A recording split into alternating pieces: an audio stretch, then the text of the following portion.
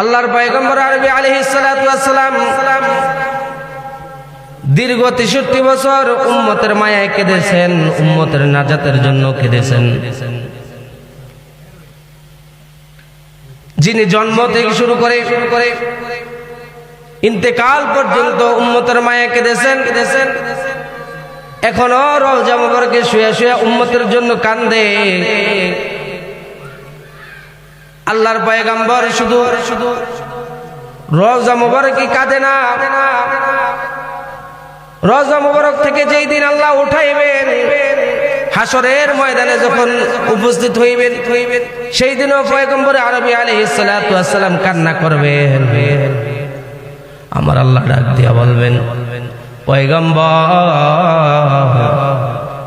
আর কত কাঁদবেন, আর কত কাঁদবেন? আপনার কান্না আমি রব্বুল আলামিন সইতে পারি না। দুনিয়ার জমিনে উম্মতের মায়ায় কেঁদেছেন, মরণের সময় উম্মতকে বলেন নাই। উম্মতের নাজাতের জন্য উহুদের ময়দানে দান শহীদ করেছেন, উম্মতের নাজাতের জন্য তায়েফের ময়দানে রক্ত ঝরাইছেন, উম্মতের নাজাতের জন্য। আল্লাহু আকবার। রওজা মুবারকে শুয়ে শুয়ে কেঁদেছেন, আজকেও কাঁদেন। এ পয়গম্বর, আমি আপনাকে মাকামে মাহমুদ দান করেছি, আমি আপনাকে কাউসার দান করেছি, আজকে আপনার কান্নার দিন নয়। পয়গম্বর আরবি আলাইহিস সালাতু ওয়াস সালাম কিয়ামতের ময়দানে গলা কাটা মুরগির মতো ছটফট ছটফট করবেন। মা মুরগি থেকে যখন সাত চিল নিয়ে যায়, এই চিলের পিছনে পিছনে মা মুরগিটা দৌড়ায়, একবার এই ডালায় যায়, আরেকবার ওই ডালায় যায়, চিল থেকে ছাড়ায় আনার জন্য কত চেষ্টা প্রচেষ্টা চালায় মা মুরগি, কথা ঠিক কিনা? সেদিন আল্লাহর পয়গম্বর হাসরের ময়দানে একবার যাইবেন ফুলসিরাতের দিকে, একবার যাইবেন মিজানের পাল্লার দিকে, একবার যাইবেন জাহান্নামের গেটের দিকে, আরেকবার যাইবেন জান্নাতের গেটের দিকে। আর আবার আল্লাহু আকবার, অবশেষে মাকামে মাহমুদে সিজদায় পড়ে উম্মতের মায়া কাঁদবে। সুবহানাল্লাহ। আল্লাহ রাব্বুল আলামিন বলেন, বন্ধু আর কাঁদেন না, আর কত কান্না করবেন? মাথা উঠান, মাথা উঠান।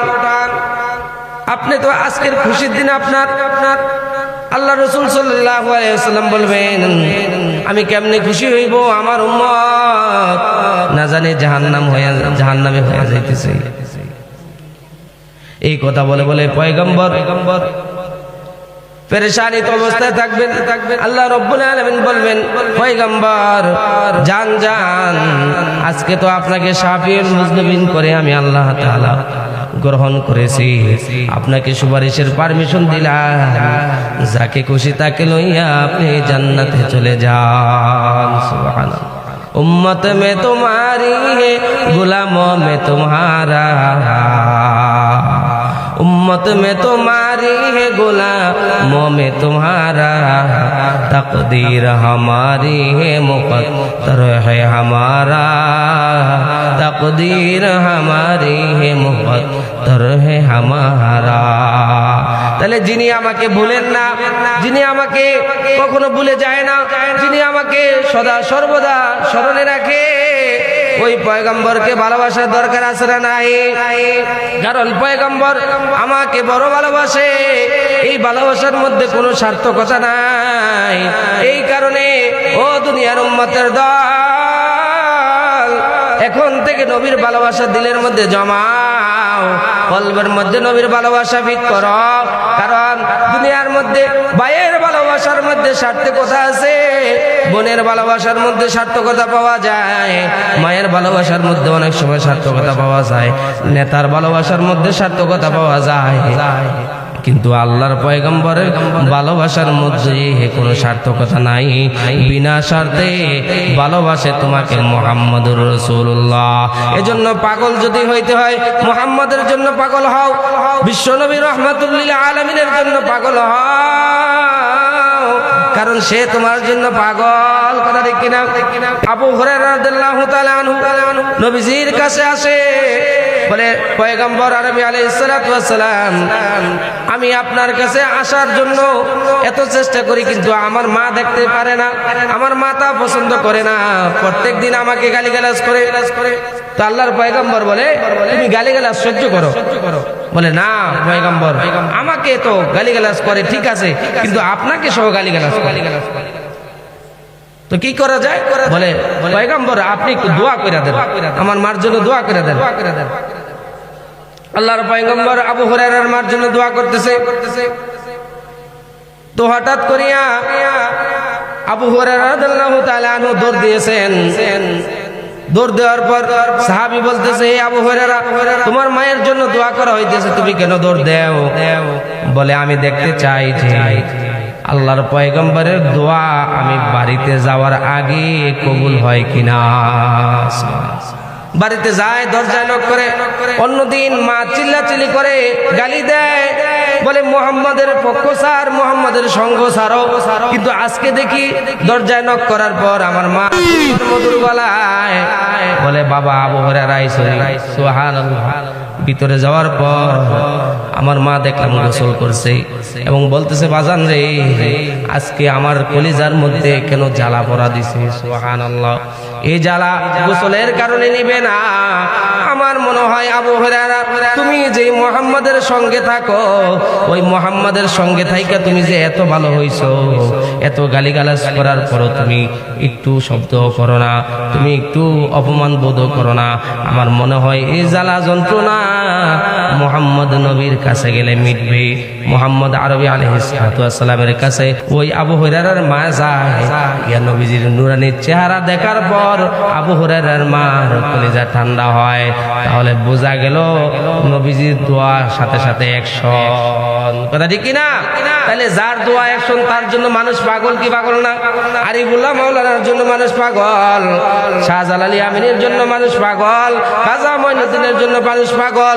এখনো যদি কোনো আলেম, কোনো মসজিদের খতিব যদি দোয়া করে, সাথে সাথে যদি তা কবুল হয়, তার আমল আখলাক যদি ভালো হয়, তার চেহারা যদি সুন্দর হয়, তার অর্থ সম্পদ যদি ভালো হয়, তাহলে অবশ্যই মানুষ তাকে ভালোবাসবে কি বাসবে না?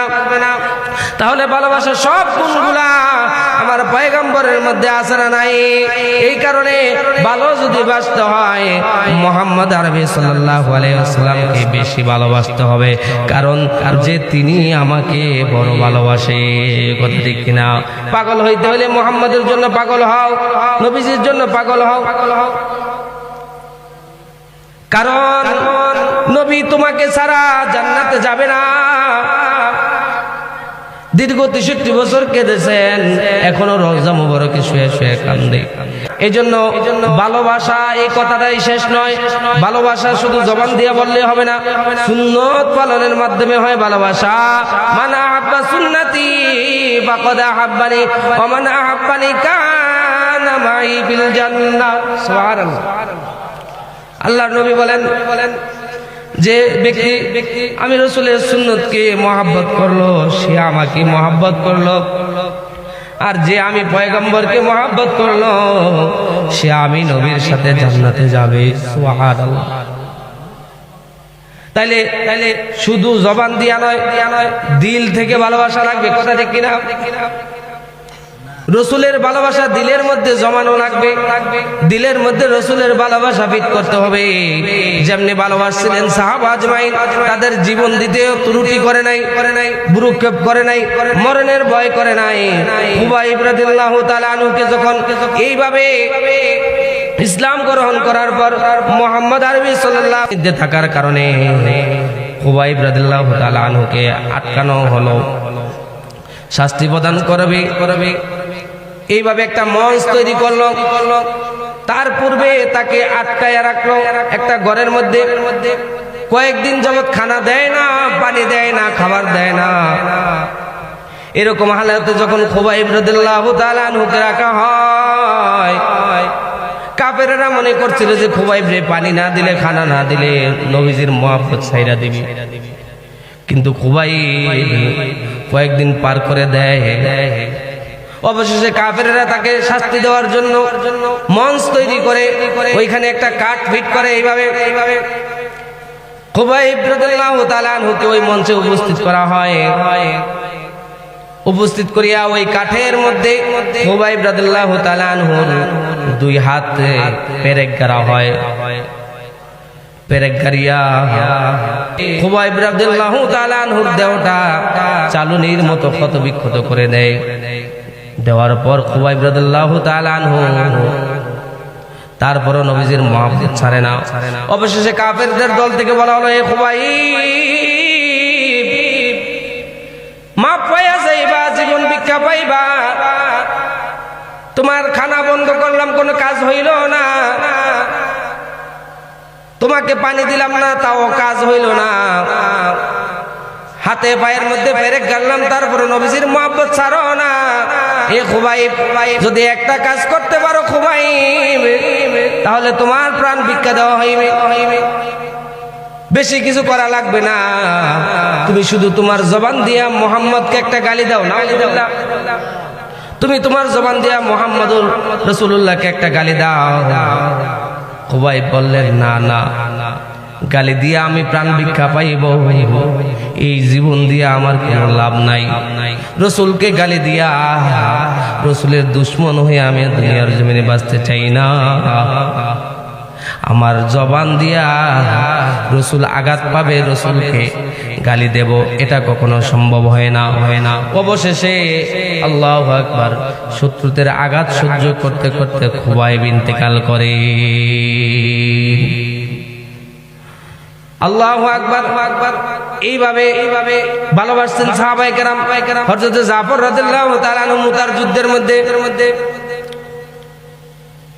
স্ত্রীকে এসে বলতেছে, স্ত্রী বিদায় দাও, যুদ্ধের ময়দানে যাইব। আমার পূর্বেও একজন সেনাপতি আছে, আমার পরেও একজন সেনাপতি আল্লাহর রাসূল নিযুক্ত করছে, বিদায় দাও, মুতার যুদ্ধের মধ্যে যাইব। বিবি এই কথা শুনিয়া দোয়া করতেছে, আল্লাহ তুমি আমার স্বামীটারে গাজী বানাইয়া বাড়িতে ফিরাইও, তুমি আমার স্বামীটার হায়াতের মধ্যে বরকত দিও। হযরত জাফর রাদিয়াল্লাহু তাআলা আনহু বলতেছে, না না বিবি, এটা কেমন দোয়া করো, যেখানে আল্লাহর পয়গম্বর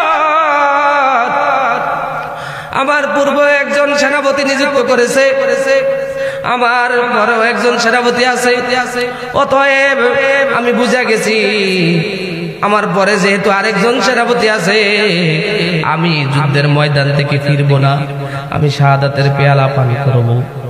বিদায় দে, আমি যুদ্ধের ময়দানে যাই। স্ত্রীকে দোয়া করতে বাধা দিল। সন্তানেরা পিছনে পিছনে আসতেছে। জাফর রাদিয়াল্লাহু তাআলা আনহু একবারও পিছনের দিকে তাকায় না।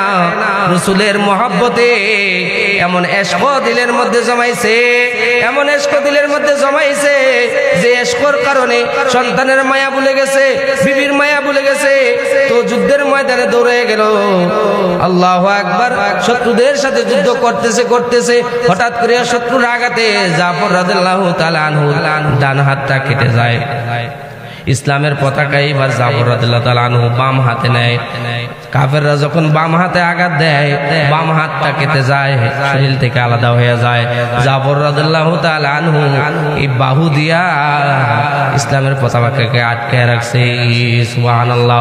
অবশেষে দেখা যায় যুদ্ধের পরে জাফর রাদিয়াল্লাহু তাআলা আনহু শরীরের মধ্যে ৮০টারও বেশি তরবারির আঘাত, ৮০টার বেশি তরবারির আঘাত জাফরের শরীরে দেখা যায় যে তার বডিটা একদিকে, মাথাটা আরেক দিকে, আর দাঁত দিয়া কামড়ায়া ইসলামের পতাকাকে উত্তোলন করে রেখেছে। ডান হাত কাটছে, বাম হাতে নিছে, বাম হাত কাটছে, দুই বাহু দিয়ে চাপায় রাখছে। অবশেষে শরীরটার মধ্যে ক্ষত বিক্ষত করার পরেও দাঁত দিয়া কামড়ায় ইসলামের পতাকাকে আগলায় রাখছে। রাসূলের মহব্বতে এগুলা করছে, কথা ঠিক কিনা? এজন্য পাগল হও, পয়গম্বরের জন্য পাগল হও, তাহলে দুনিয়াতেও সাকসেস, আখিরাতেও সাকসেস। আমি নবীজির পাগল, আমি মদিনার পাগল, আমি নবীজির পাগল, আমি মদিনার পাগল। মদিনারি দুলবালি মোর, মদিনারি দুলবালি মোর, নয়নের কাজল আমি মদিনার পাগল, আমি নবীজির পাগল। কথা ঠিক কিনা বলেন বলেন? আমি নবীজির পাগল, আমি মদিনার পাগল। আমার মনে নবী নবী দু চোখে মদিনার ছবি, আমার মনে নবী নবী দু চোখে মদিনার ছবি, আমার মনে নবী নবী।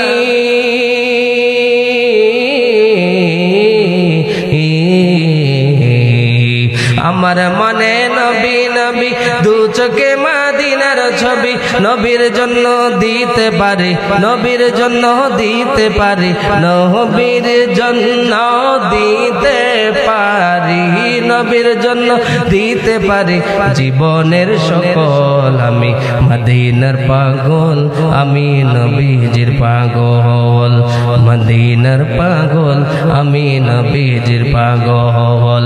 মদিনারি দুলবালি মোর, মদিনারি দুলবালি মোর, নয়নের কাজল আমি মদিনার পাগল, আমি নবীজির পাগল। কথা ঠিক কিনা? ইমাম মালিক রহমাতুল্লাহি আলাইহি মদিনার গাছ তৃণলতাকে হাতে নিয়ে বলে, এ মদিনার গাছ, এ মদিনার তৃণলতা তুই বড় দামি, কারণ তোর জন্ম এমন এক জায়গার মধ্যে, তুই এমন এক জায়গার মধ্যে জন্মাইছ যে জায়গাতে আমার নবীর কদম পড়ছে। সুবহানাল্লাহ, আমার নবীর কদম যে জায়গার মধ্যে পড়ছে, আল্লাহু আকবার, ওই জায়গার মধ্যে তোর জন্ম। তো আমি ইমাম মালিকের চাইতে তোর বড় দাম। সুবহানাল্লাহ।